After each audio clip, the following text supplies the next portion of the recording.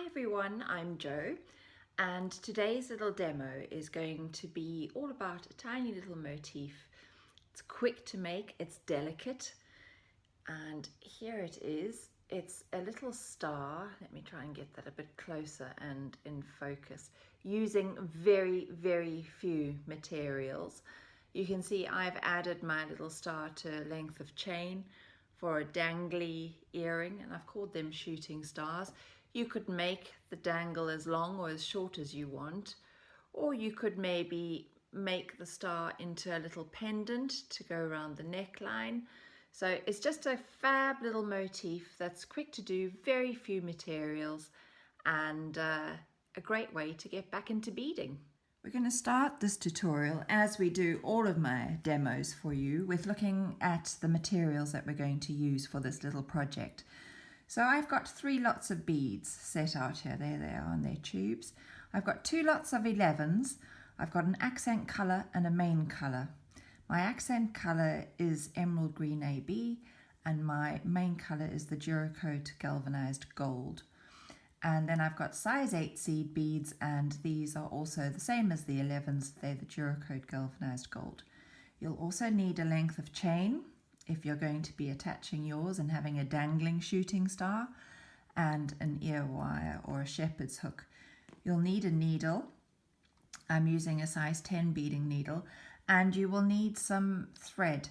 Now, you'll be fine using your 4-pound FireLine on this because it's such a light design. There's no weight to it at all. So whatever comes to hand, either your 4-pound or your 6-pound FireLine. And I've just got my little zapper there to end off threads.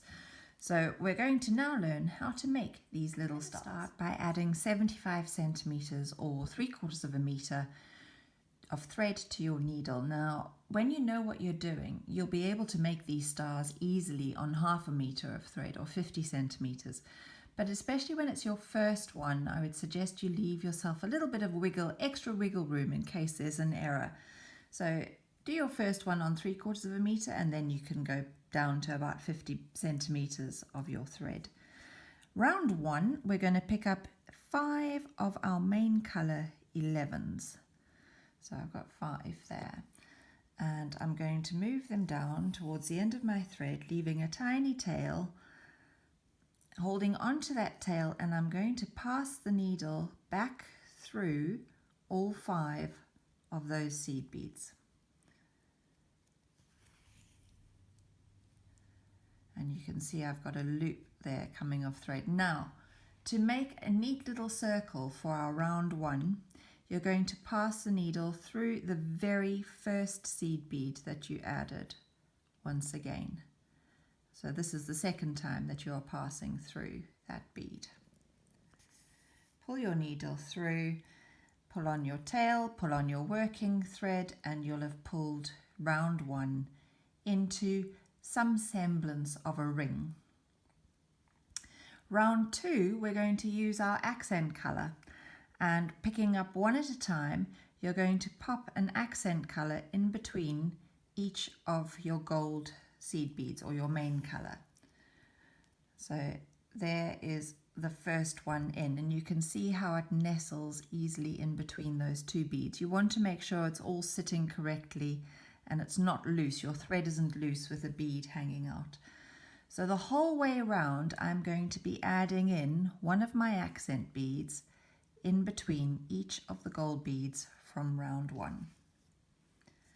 So there there's very little for me to hold on to at the moment, but there I've added 3 of my accent beads.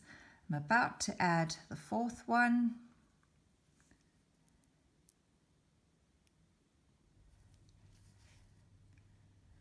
And my final one, my 5th one.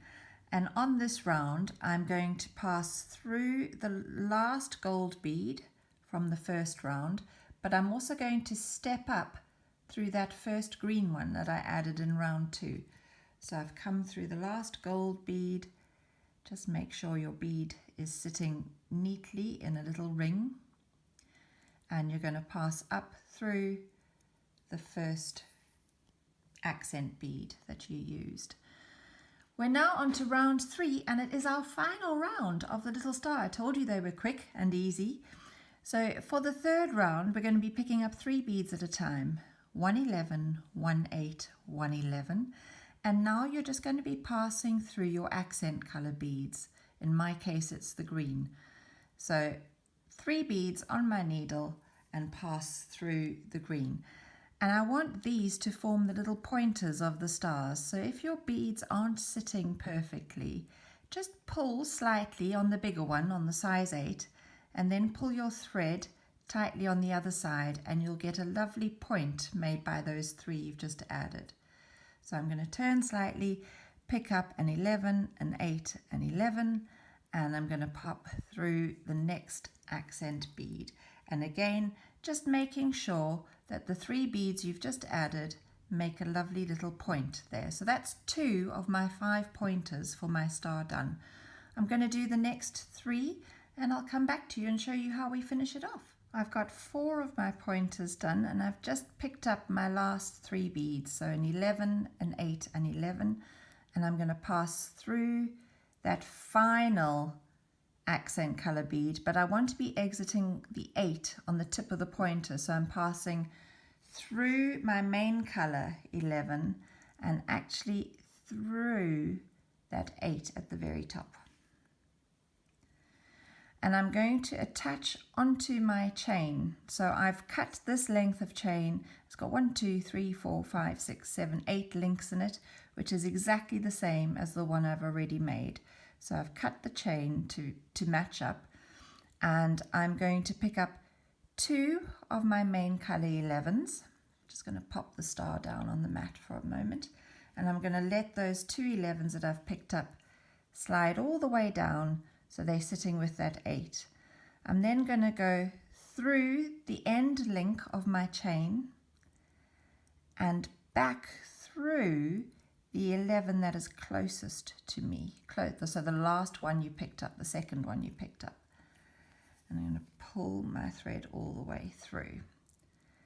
I'm now going to pick up 1 more of my size 11 in the main color, the gold, and I'm going to pass back through the 8 from the opposite side. So when I started this, my thread was exiting the left. I picked up 2 11s, went through my chain, came back through the top 11, I've picked up another 11, and I'm now passing back through the 8 from the right to the left. And you'll see how it forms a neat little triangle at the top there where you attach your chain. You now need to end off your thread, so I'm going to pass down through some of my beads, making sure that I'm going through the beads and not skipping underneath them, because you don't want extra thread showing. And you don't want to get tangled up in your chain like I've just done. So I'm going to continue passing through, and I'm actually going to come up this one. And I'm going to end off with a double half hitch knot. So double or half hitch is I'm going underneath the thread bridge between the 11 and the 8. And I'm forming a loop, and I'm passing my needle through the loop. That's a half hitch.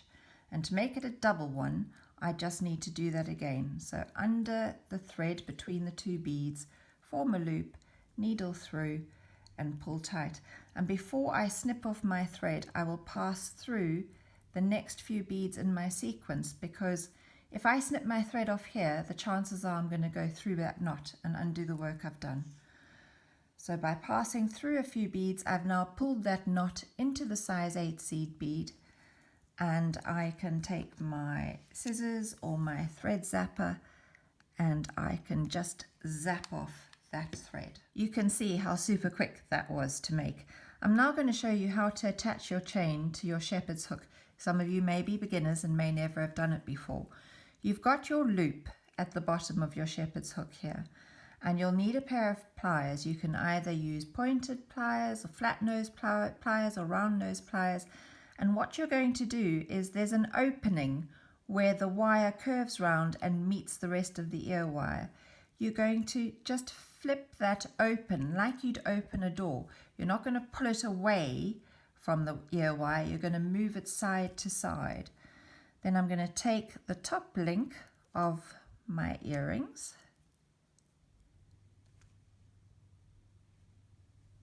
slide that on to my shepherd's hook, and then I'm going to close that loop by going in the opposite direction. So now I'm just closing it back. And there you have your beautiful shooting star earrings. Simple motif, fun to do. You can make them quickly, make loads for your store if you're selling your crafts, and they're quite elegant and dainty too. So I hope you've enjoyed the tutorial, and I'll be back to show you some more soon. Bye.